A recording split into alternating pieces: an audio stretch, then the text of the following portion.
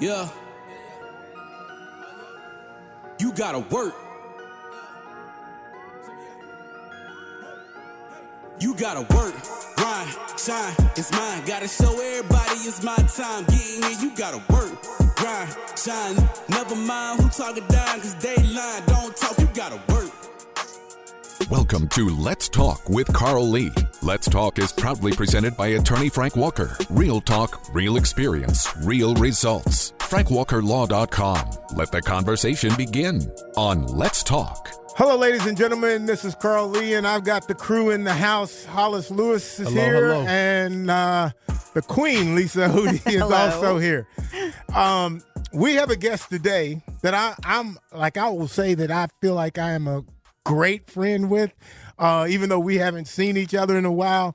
And I'm going to enjoy him, I think, just hearing some different things about him that I might not know. And that's like what he's doing currently now. And we'll go from there. So, Anthony Bass, how are you, sir? C-Lee, good to see you. Hello, everybody. Good to see everybody today. Hello. And we have Hollis Lewis and Lisa Otey being here, and as my co-host. Anthony, one of the first questions that I want to jump right into is like, I know that when you went to the Vikings and you were there, you were there for a year, right? Oh, there are 2 seasons. Two seasons? Playing seasons. Yeah. Who were the coaches that you played under? So Denny Green, Brian Billick, Okay. Foge Fazio, Mike Tice. Yep. Now Tice was a position coach at that time, right? Yeah, he was also line coach at the time I was there. Okay. Let me ask this question. Yep. How did you feel about Denny Green? Man, so this is personal, right? I know. Yes. People have different perspectives, but I'm probably going to have one the way you're setting it up. Yep. So I was more on the positive side. I'll say that. I know some you had yours was negative, and I know I had the same DB coach you did. I didn't have a good experience with him. But I was younger. Maybe some things Denny did I didn't know because he worked through the DB coach. I'm not trying to throw names out there. I'll let you do that if you want to do that. But Denny Green himself, man, was a leader. I saw him as an intellectual. I think he taught me particularly how to, we say now be yourself. Like during that day and age, African American men really had to kind of cater, I think, toward the environment, politically, socially, and I didn't see that coming from him. I think he was brash and had a lot of bravado, which I believe ultimately did not do well for him, like in the community in Minnesota. But for me, it was like the first time I saw an African-American man who was just willing to accept who he was, accept he was brilliant, and didn't care if he rubbed people the wrong way. So it was a new paradigm for me. I wasn't used to that specifically in the context of, this greater society. And so in that regard, I thought he was a good coach. Now, the one thing about coaching I thought he was good at, now you may not like this, Celie, but he was a good talent evaluator. And so that was the one thing I thought he was good at, particularly when it came to drafting. So the fact he picked up Moss and, whether you say you credit him with Robert Smith and, Palmer and those guys, he did a lot of kind of mining in historically black colleges, which he struck gold a couple times. So that's my perspective. I'll let you rebut that, Celie. Well, I'm not going to really rebut it. That's just how you feel. What I will say though is I did think that the Moss thing was really, really a big deal, because I think they would have, and when I say they, the league would have let him drop as far as he could possibly drop. But I do think that Denny took a shot and a chance at getting him, even though everybody knew that he was going to be great. There was no question about how he was going to play, and I give him credit for that. But I don't know how much more. I don't know how much more I'll really give him. So I'm gonna turn it over to one of the other two. Hey, Anthony, how you doing, man? Doing pretty good. So what I've noticed, like, far as in your career, now you went to Bethune-Cookman coming out of South Charleston, correct? Yeah, I did. Okay, I went to Southern.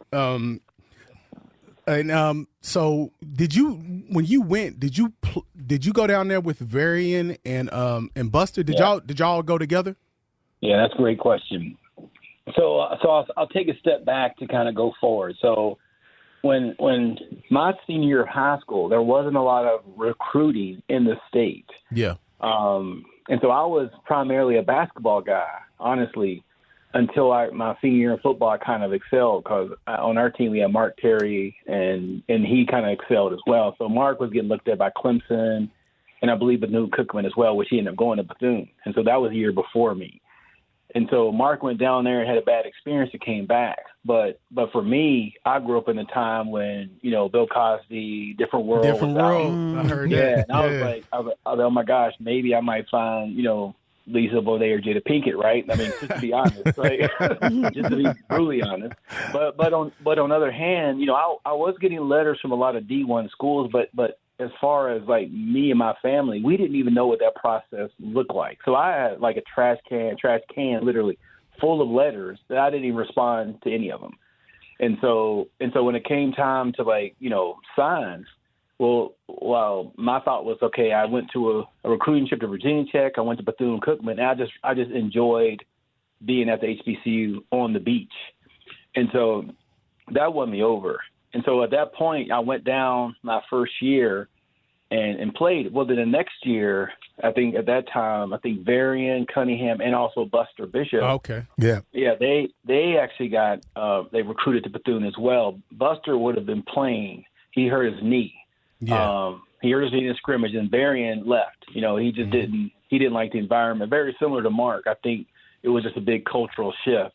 Mm-hmm. And so those guys just went back, but I just hung in there and wanted to see what the end looked like, to be honest. Yeah, and the reason I asked that, again, we, he coached Varian and Buster, and I played with Varian and Buster my freshman year at State.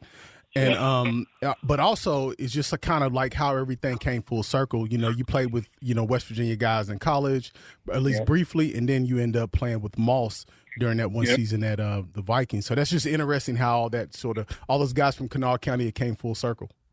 Yeah, no. I'll say it again.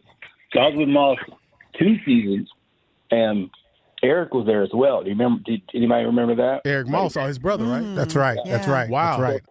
So Eric was there. So the year I came out from DuPont, they had Moss, Jason Williams, and then they had Bobby Howard. Bobby Howard. Yeah. Bobby Howard. And so, Man Singleton. So he was going to baseball, correct? Okay. So there was this, my year in moving forward, I think there was a lot more eyes on the county than there were before that, right? And so Moss and I were there my first year was Randy's rookie year. And then our second year, that's the year I actually started playing. And so Otey, I know you know him, Orlando Thomas. Yeah. He got hurt. And so that's when I was actually playing. I was actually starting for, I think, the last 6 games of my last year and then into the playoffs. Wow. There's a whole lot of conversation about Randy, how good he was. And you actually got a chance to actually be on the field with him. Yeah. And as a defensive back. Yeah.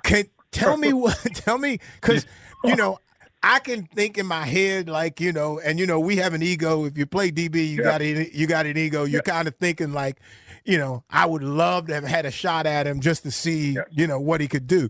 You actually had a shot at him, and you watched him beat other guys. Yeah. What was it that made him actually so special, other than just his speed? Like what challenges did you face? What did you think about when you're lined up across from him? Okay, so my senior year, we were playing DuPont, and I didn't know Randy wasn't really, a big name at that point, at least for me anyway. Right. It was his brother.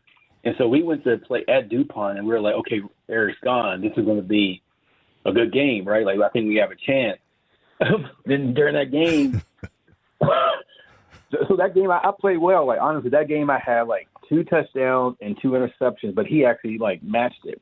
But my touchdowns were, like, from 30, 20 yards. But he had, like, a 90, 70-yard. Like, so this one play, this is when I knew he was different, right? Like, one play, they threw it was a skinny post, and I was, like, maybe a foot away from him. And the next thing I know, I was like 20 yards away from him. Like, and I'm not even – and then the next thing I know, I was 40 yards away from him. It was like – and I was running. And, I mean, at that time, I hadn't yet, like, achieved my full speed, to be honest. I was in high school. But he was running literally probably like a 4.3, 4.4. I mean, and this is the thing I think that made him unique.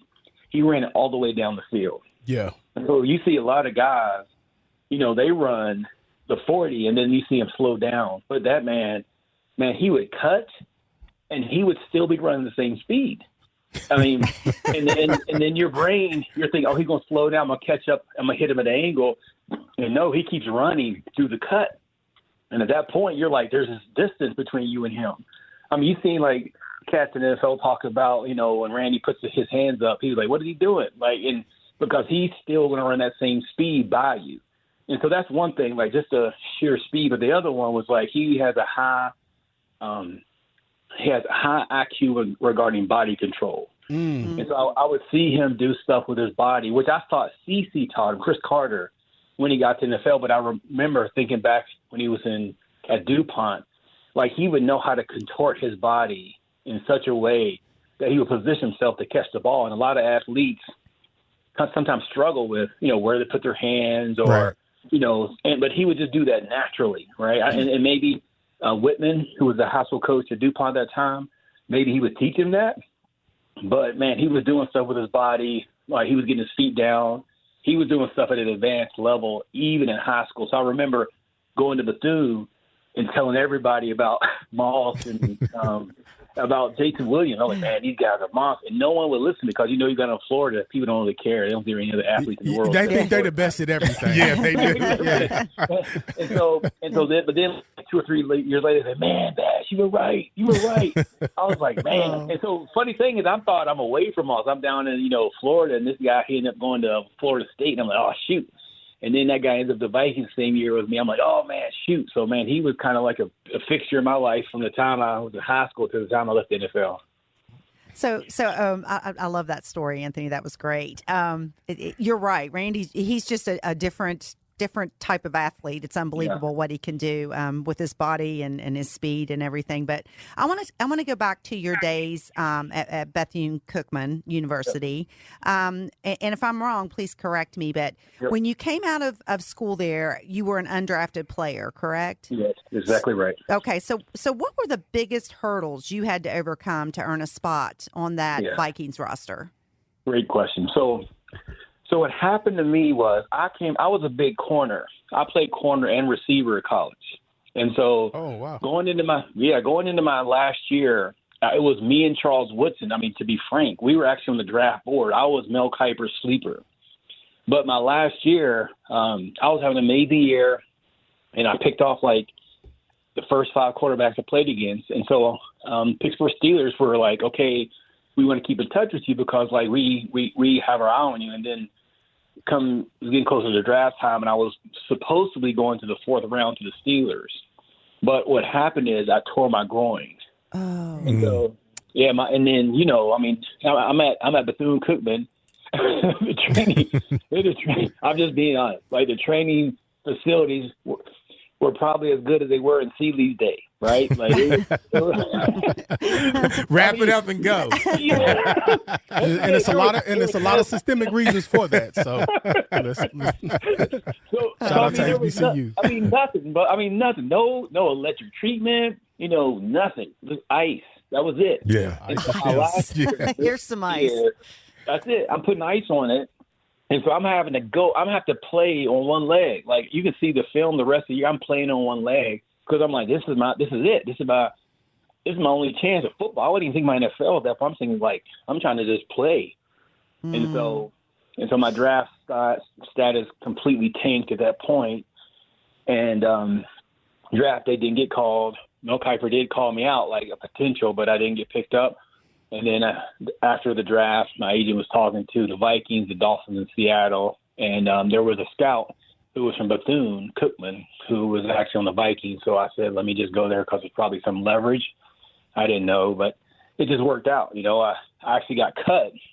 So let me take a step back. So when I got on the Vikings team, I was a leg man. And I don't know, Seeley probably didn't even know what that is because he became a superstar, right? That is not true. I'll let you know my story after you get done. So when you're a leg man, that you're really there to preserve the legs of the starters. And so I was there to do the reps. Yeah, I was there to do the reps when the starters were like tired, right? And during camp. But fortunately, I was athletic and I was tall and I was pretty fast and mobile for my size. They moved me at safety, but I was still like running on one leg, right? And so it was tough because they were looking for a DB that year. And like I said, I made it to the very end of that training camp. And then Coach Green came to me and said, we're going to cut you and then bring you back on the practice squad.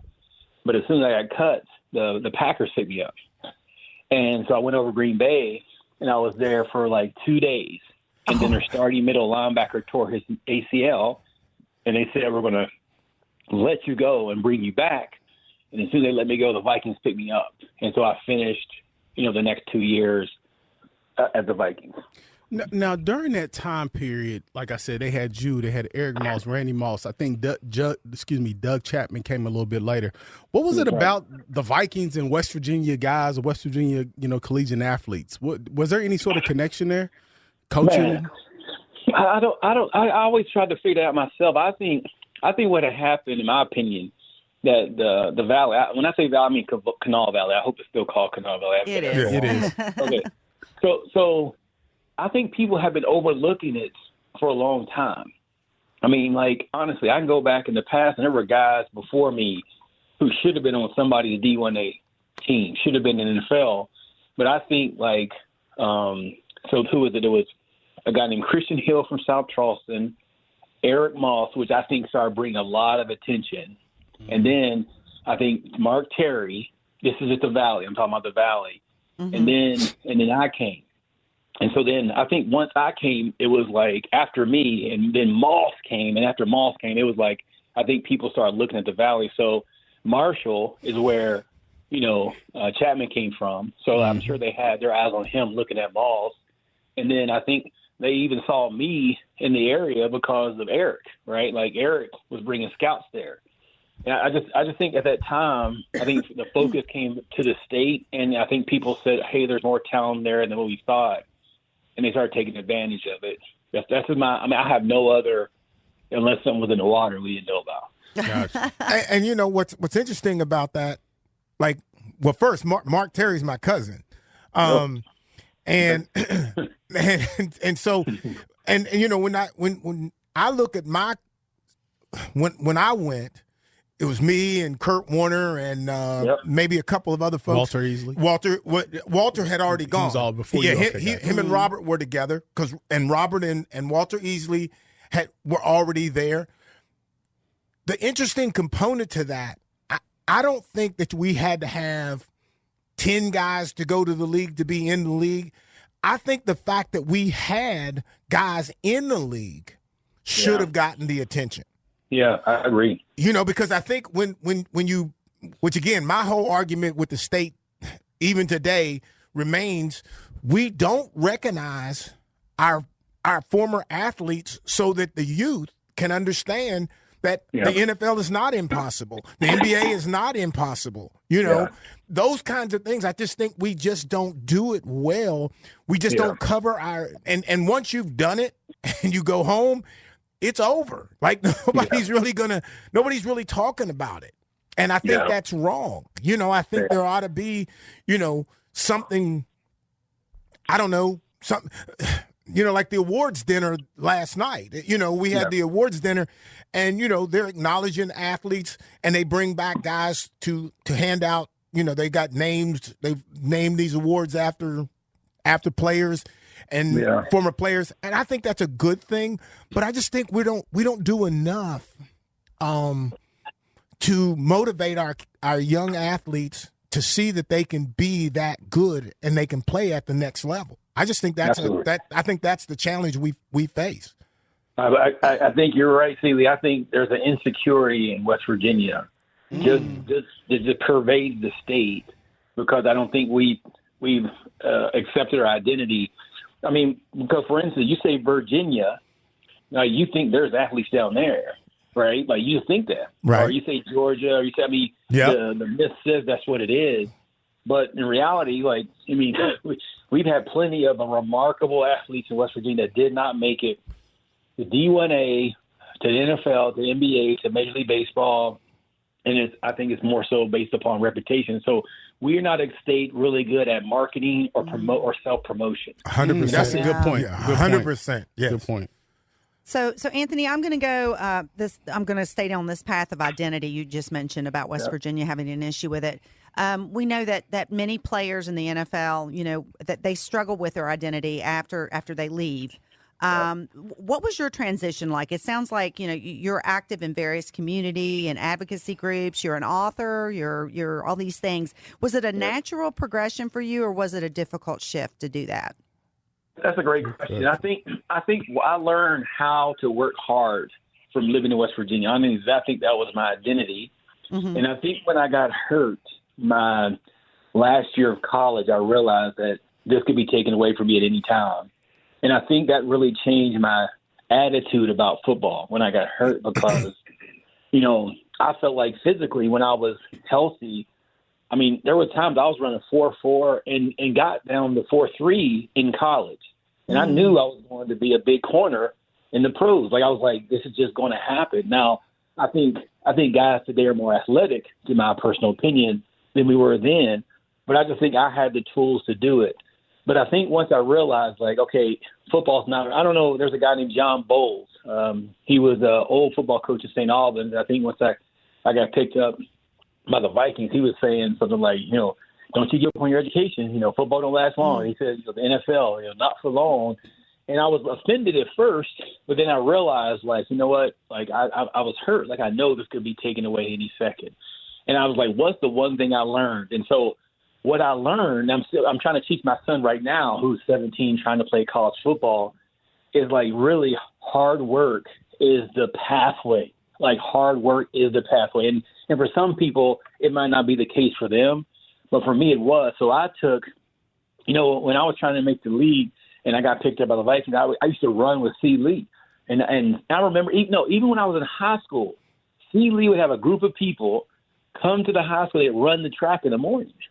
And I was like, what in the heck? This was like early in the morning. And I was like, man, those people, it was like a group of them. He was like MC Hammer with his whole entourage, right? Don't say that to him, Anthony, please. He won't be able to walk through the door. No, we looked up to him. He was the man. And, but I saw him working hard. My dad, I saw him working hard. My grandfather, both sides coal miners, working hard. One of my grandfathers, Negro, he played the Negro League baseball. Like working hard was just like, okay, that's what I need to do. And I took those same skill sets, those same habits, and I've used them in other areas of my life. And so as soon as the NFL was over, I said, okay, now I got to dedicate myself to education. And so, I mean, to be honest, the NFL helped pay for it. But, I mean, because of the NFL and God's grace, like I've gotten 3 masters and just finished my doctorate. Like I've just kept using the same thing that I saw, honestly, C. Lee and those guys do. Like, okay, it's about working. Like, it ain't just going to happen. And so I think that made the transition easier for me, because I didn't just identify myself as a football player, but identify myself with a country boy who just works hard. That makes sense. Do you think, well, let me rephrase it. I think that we can produce like any other state. We can produce great athletes only though if they understand the work that you actually have to put in, And again, I know how hard I worked because I needed it. I wasn't just doing it just for the sake of it. I knew that I needed to do all of those things in order to have a chance to play. And if I got a chance to play, I didn't want to just play. I wanted to be good, as great as I could possibly be. And that workout structure and mindset, I think if West Virginia athletes understood how hard you do have to work outside of the sport that you play, I think we could produce. Because, I mean, I know for a fact I wasn't the best player in the state my senior year in high school. But I know, and I know that I wasn't even the best player at Marshall. But it was still enough to get me to Minnesota and to get me the accolades that I received. And that was all work. And I think, like, I know Hollis and Lisa, they're politicians. There's things that you have to do that other folks won't do that gives you the advantage. And I think that's the same thing as you see in sports. But I think sometimes it's difficult to conceptualize that. Like, I think and you can correct me if I'm wrong, Anthony, I think it became easier to see that vision when you are out there running at, God knows whatever time with Carl Lee at the high school, because now not only is it just like conceptual, but it's like real life. You actually get to reach out and touch it. And I think sometimes with our athletes here, because we don't have that large base of professional athletes, and the professional athletes we have, they don't necessarily, and again, it's not their fault. People got jobs and obligations and family, but they don't necessarily come back and do the things that you did for, you know what I'm saying? Right. Because it just made it easy. It's like, oh, he's in the NFL. He's been there how long? And he's doing this? Well, that's just what I got to do. So it becomes easier to sort of visualize it. Visualize, I think you hit the – so I agree with everything you said. And the sad part is I really agree with the conclusion because, I think about this all the time. So I'm in Minnesota, right? I've been here – honestly, about 18 years, but I would live in Virginia as well. So, but been in Minnesota most. But currently in Minnesota, as far as Viking players, they're probably like 130 to 50 former Viking players still living in Minnesota. I can believe that. Yeah. Like now that's not the weird part because you think, well, of course, the player's going to live, probably where they play football. But see, Lee will tell you, in Minnesota, when it gets close to the December, February, January time, right? It is another planet. You hear me? Like, it is Pluto. It is Pluto. And the thing about it, you got to think, like, and it's not just football. Basketball players still up here. Like, baseball players. Like, there's people who stay. And what happens is you build this community. Yeah. You build these relationships. You build these networks. And this former and they also support the players. Like CB comes in town once a year for the Viking stuff. Like we see him, I see him, we connect. Like there's this like camaraderie that exists that really brings vibrancy and life and resources to the community. In West Virginia, it's like, almost all of my high school class, almost all of them had to leave the state. Not just the players. Same here. I'm just talking about the average person to get a job. My cousins, most of them live in other states. I think that is something that hurts, the building of the culture in the state. Yeah, I would really love, and maybe this is something we can workshop, Coach. I would really love to see, athletes because I think nobody, at least, within probably the last 20 to 30 years, has more professional athletes, at least at a high level, than South Charleston High School. And I would really love, maybe an opportunity to bring like you, Anthony, Alexis Hornbuckle, and just, those guys back to maybe do like some sort of symposium or something that we could actually have sort of a networking and just like an event where you guys can articulate those things for those kids aspiring to be awesome. Professional D1 athletes. I think that's a great idea. And I think, because I don't think that the kids know. Yeah. Like they don't, even if they don't know you, they don't know, no one's really telling them the extra work of what you have to do. And the mindset too. And the mindset. From someone who's lived it. You got to have a mindset if you're going to wake up at 6 a.m. and you're going out on the track and it's 20-some degrees and you running anyway. Yeah. That is not, that is not a mindset. But even if it doesn't get you to pros, it might even get you to college. It may get your college paid for. Yeah. Yes. And I think that's even more critical. If you want to play football, I don't care how hard or where you want to go, get a free education. Right. or get that education at least halfway paid for or somewhat paid for. Or just develop habits. Or develop Yeah, habits. good habits. That's exactly right. Yeah. So Let me ask this. Let me say this real quick because this you're is fine. great. But so this is the one thing that I think is the biggest difference between my day, maybe Seeley's day, and today. So right now, even in Minnesota, and I don't know what's happening in West Virginia, but I know in Minnesota, if I go outside, there are no kids outside playing. Oh my God! Right? So let me tell you this: when I grew up, in the morning, literally, I was gone almost the entire day. I would go to my friend's house. We played football down somewhere in St. Albans. We'd have a baseball game somewhere in Fairview. 100%. We'd be playing all day. Then go swimming pool. Like, we were athletes because we played all day. Like, all day. That's the computer. long. That's the phone. That's it. But you know what, too? I think parents in the culture of travel sports have taken the joy out of sports, right? Because I think too many kids, they look at it now like almost as a job obligation. Yeah. To your point, Anthony, like that's the way I grew up. Like we was literally gone summertime, 8 o'clock in the morning till street lights. Yeah, the street lights. You coming in had to be home. You coming in funky. You hear me? Smelling like straight outside.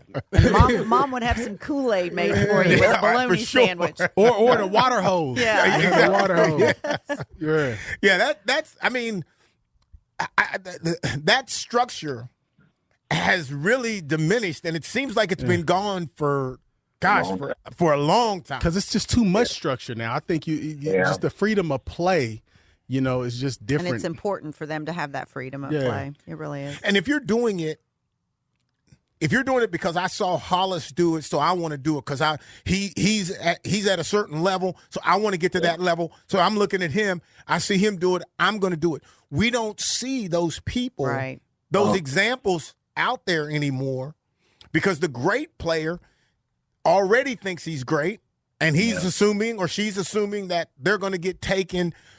They're going to get them a D1 scholarship because they're the best player on the team. Right. Yeah. And that doesn't always happen. And even if you get there, that doesn't mean you're going to stay. No. Right. Yeah. I mean, it's a whole different world. So Anthony, I wanted to, kind of touch on what you're doing these days. Not only were you this accomplished NFL player when you with the Vikings, you're a pastor, I believe, at your church. You're active with cancer, different charities. Also, you wrote a book titled "The Blessing of Brokenness: Finding Resilience and Purpose in Life's Greatest Challenges." Tell us a little bit about all these things that, how did you end up doing so many things? Do you feel like that NFL drive carried over in your personal life when you retired? Yeah, I mean, I'm adamant about that. I can't say enough. Like, I mean, there was a guy, and Coach, C. Lee knows him. His name is Arnett Houston. We called him Snooty, right? Yeah. Snooty. So I remember somebody. I just sit and talk with him today. You did? Okay. Well, tell him I said hello next time. I will do that. But I think, so this is a conversation someone else heard between Snooty and Cunningham, Varian. And then I think I made it to the pros, and then I think Varian asked Snooty, because, Snooty and I played with each other in South Charleston High. And he was like, is Bass really good? I mean, he made it to the pros. Is he really that good? And Snooty said, you know what? He works hard. Mm-hmm. And so that's what my teammates said about me. Right. And so what I've done throughout my life, I cannot overemphasize. Like, I just have to work hard. It just worked for me. And so for me, when I was in college, I felt called in the ministry. And so once I felt called in the ministry, I didn't automatically accept it, to be honest, because I was like, I'm going to the NFL. I'll do that later. But once I got to the league, I realized, like, no, this is my identity now. This is what I need to do. And so that became my life. And so I just said, I'm going to help the community. And so I've been in Minnesota, and I went to Norfolk, Virginia. I've served in 2 churches, and now I've been one that I've been leading with my wife here for about 15 years, just helping people and trying to use gifts, skills that I've had to actually be a blessing to the communities I've been a part of. And so because I just have this mentality of just growth, I rather, instead of saying like just work, I'll just say we have a growth, my wife and I have a growth mentality. That's probably temporary vernacular for it. And so what I've also done is I study. Like even this day, like I have books around my bedroom. I'm going to get to that. I'm going to read. I'm going to take notes on that. Like that's been my life. And so what that has led me to have a repository of information, of experiences that have been analyzed that I could actually help other people. And so it's been good for me in my career. I mean, right now I am vice president of Barron Cancer Society for Minnesota, North and South Dakota. And so I'm able to use my experience and my engagement in the community to help people who are on their cancer journey.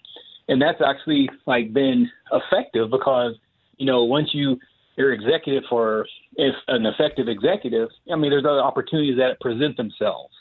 And so like now I feel like I'm in a great position by God's grace in my life where I can actually have options. I'll say it like that. And then what's helped me above all that is just now finishing my doctorate. So as far as my professional career, like I feel like I'm set up well for next steps, which I've always, through education, through the growth mindset, I've always had options. And I even have options now. Now I'm 51. Like I have options now, right?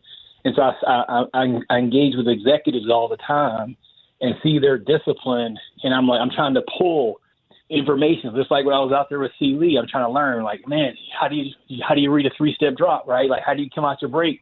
I'm doing the same thing, asking questions of executives, like, okay, you know, how do I nail this interview? Like, you know, how do I come up with a strategy? And that's what I've been doing. And then, like I said, I've been reading for years. like even when I was in the NFL, like I said, I'm a country kid. I didn't go out to the club and hang with Prince like C. Lee. Like oh, here we go. You may not be on the show again. You may be getting kicked off like Lisa. Oh, please tell us more. Tell us more. Come on, Anthony. Spill the tea. Spill the tea. So what C. Lee got tons of Prince stories, man. I'm telling you, it's so funny. You'll get a chance. Let's go. Like how he was like I remember that one story. See, he was catching the light with his hand. I was like, crazy. so anyway, so I use that background, I use that experience, and this doctoral, which I'm opening up now to opportunities with higher education, with presidential, college opportunities. It's just I've used that, and now I'm writing. With all the stuff I've read, now I'm writing. Right, so I actually have 3 books done. And I finished my dissertation, which will be a 4th book. And so I'm just growing. And the good thing is those people who I consider people I'm mentoring, they just get the overflow. And so I'm fortunate that in my church, I've had people leave my church and they're now executive directors and directors of other organizations, across the country. And so it's like it's spilling out, right? It's spilling other people's lives. And so I feel like I'm actually still making an impact, making a difference. What's the name of your church? It's called Endurance Church. Endurance Church. You guys, I mean, I'm sure you guys got like social media and you stream and all that, correct? Oh, yeah, absolutely. Yeah, we're a small church. I'm what you call a teaching pastor. But we're a small church in Brooklyn Park, Minnesota. EnduranceChurch.tv. You look that up. I'm on YouTube, Facebook. Send that to me when we get done, though. Yeah, for sure. Yeah, I will. Because I think, and I like where you went with that because, one of the things that we discuss on this show at length and also just personally, and I know that I experienced this like after I played college ball, and it took me about 3 years, maybe 2.5 years to kind of get back on track. I always had like pretty good grades in college, but I just, I guess I don't know if it was just a routine or like identifying yourself within the context of a sport. And, eventually I went to law school and did up, things I'm doing now. Yeah. But I think a lot of athletes suffer just from that, maybe just identity issue after they end up playing and they don't know where to go, physically after that. Yeah, no, I think you're hit the nail on the head. There's a lot of guys. There's a lot of guys. They identify themselves with football. I remember there's a guy. His name was Antico Dalton, and he went to Hampton University. And I remember his wife. Like when he got cut from the Vikings, his wife was like, he doesn't do anything else but play football. Right, that's the only thing he can do. And that broke my heart. Hearing that. Like, and so he's been football his whole life. He does a linebacker school in North Carolina. and for me, when I left the NFL, I'm like, man, I see my dad coaching. I mean, just be honest, Seeley. Another reason I like Denny, when I got cut from the Vikings, when I got cut, Denny Green said, man, call Solly. I want to give you a job. And so I could have went into coaching, right? But I was like, no, I'm done with football. Like, I'm gonna do something else. And I didn't feel like my identity was football. But like I said, I think that tragic injury, in my mind, I'm calling it tragic, my last year kind of freed me from the mentality that this is the only thing I could do. I heard you say Solly. So I have alluded to this dude in different conversations. Because him and Denny were like best friends. And Solly was the DB coach. Okay, so man. I go from Pete Carroll to Solly. Oh man. And so, and he knew, and bro, he knew, and you have to have known this. He knew nothing about the secondary. Right. He knew nothing about it, and so he's just trying to work his way through because we had an experienced group, so he just assumed that he could just put Solly there. Yep. And bro, so we're in like where we eat lunch at. And I was sitting there talking with him, and I said, Solly, when's the last time you when have you coached DBs? You know, when's the last time that you had coached DBs? And I really wasn't. I wasn't going like over. I wasn't purposely going overboard, but I thought you know, hopefully this is in the pros is not the first time you teaching defensive backs. That should never happen. And bro, he was a scout. Yeah. So he went from a scout to a position coach. Oh my goodness. Secondary coach. Now we're coming off of a top defense, and he's trying to talk to me about different stuff. And bro, and I could. When I found that out, bro, like I couldn't even look at him. Yeah, yeah. You know, and and the reason I got cut is because of Solly. Oh, yeah. That's right. So now the real reason comes out. Yeah. Now we know why you're bitter. Because him and Denny were like, you know, and I go from Pete Carroll to him. Yeah. And I'm like, bro, how are you gonna help us? Like, how can you? If you don't know what we're supposed to be doing, you don't know the techniques and all that kind of stuff. Yep. How are you just? And I know what Denny looked at. He looked at the experience in the secondary and said, "Oh, I can put my boy there." You got Coach Lee off on a rant. This about Anthony Bass now. Right? Look. The thing about it, everything he's saying is right. And for you, Hollis, on this, here's the thing. Most people think that when you're watching the NFL, like it's straight the best players. It's the coaches know everything. Nope. Bro, it is not that. I need to come. Hey, put in the word for me. I need a job. Come on. Hey, I need to come to Minnesota. Am I not right? Am I right? I could go from podcast announcer to maybe being a coach. You know, why not? Why not? Hey, Seeley is speaking the truth because sadly, that's exactly why I got cut because like I said, my last year I was starting safety, and then the next year they had a choice of either having me start or allowing Otey to keep playing, and he was hurt, but him and Solly were road dogs, as they said back then, right? So I didn't have the political clout, I didn't have the relationship. I didn't know anything about that at that point. I just thought the best player gets on the field. And so, and I was actually getting healthy. I was finally getting healthy. I was finally running full speed. And now what makes it worse is I knew that Solly was not a good coach. I knew that. And I knew he couldn't help me. Yeah.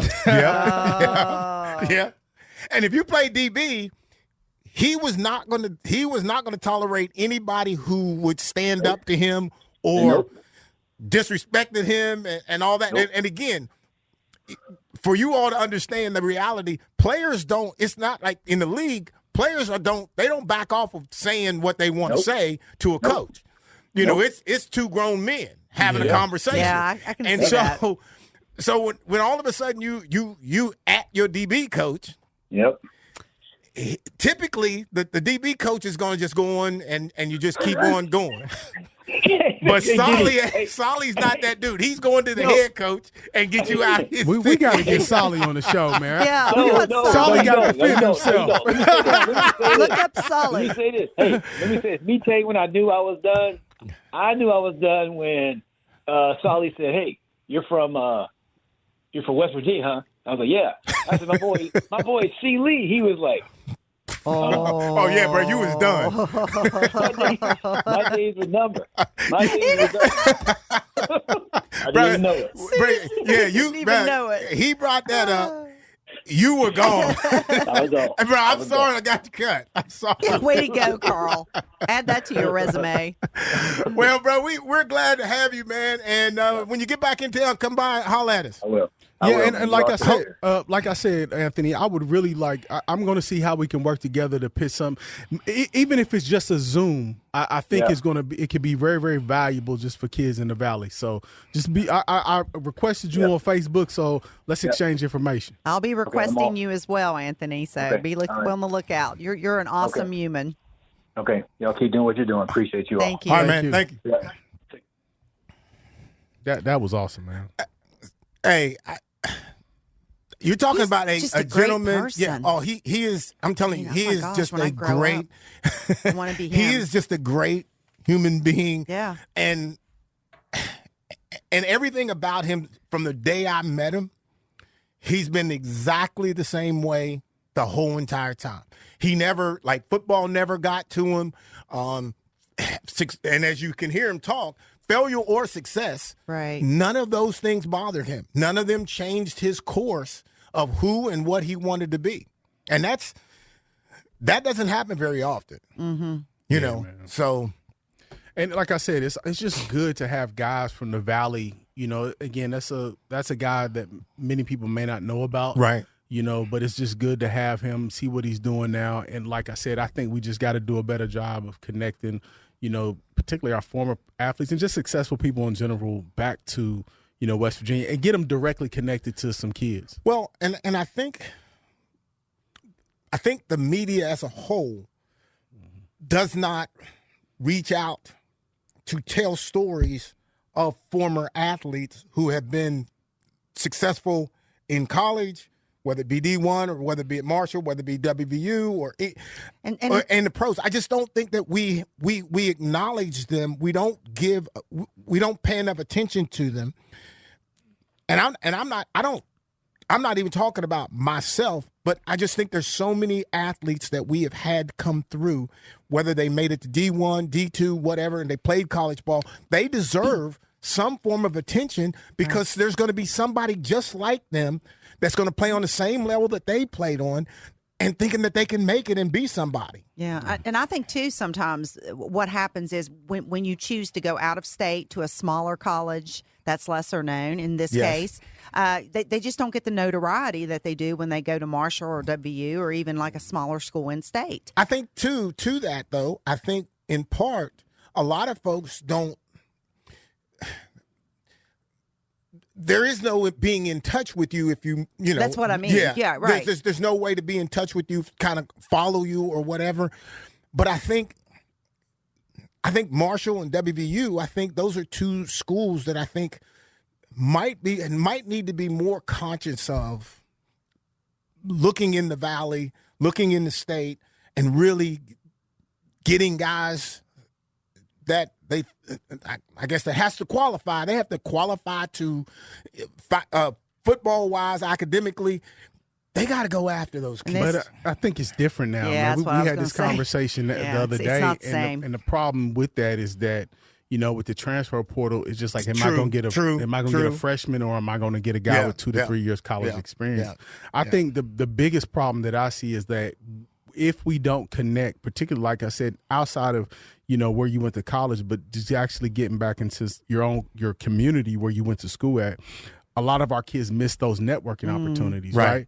Because True. I mean, how many kids would have like benefited from, you know, maybe going out there for a couple weeks to work out with, you know, Anthony Bass and all the NFL and people around him, right? Yeah. So I think that we got to get back to that so we can at least have those networking opportunities, so that way, as you progressing on your journey, you know this person that could, you know, let you know a whole bunch of other people within the field that you're inspired to, you Absolutely. know, I think that's a great idea. I mean, I think, hey, have a summer camp. He could have all the former, you know, players and come in, and, you know, he may not be that involved with football, but it sounds like he is with youth. Yeah. So I think that is something, you know, a big camp, not just like a solo player coach or camp. I think a mutual with a ton of guys who played college ball and whatever. I think that's what we could do though is just, even outside of that, we could just do a Zoom.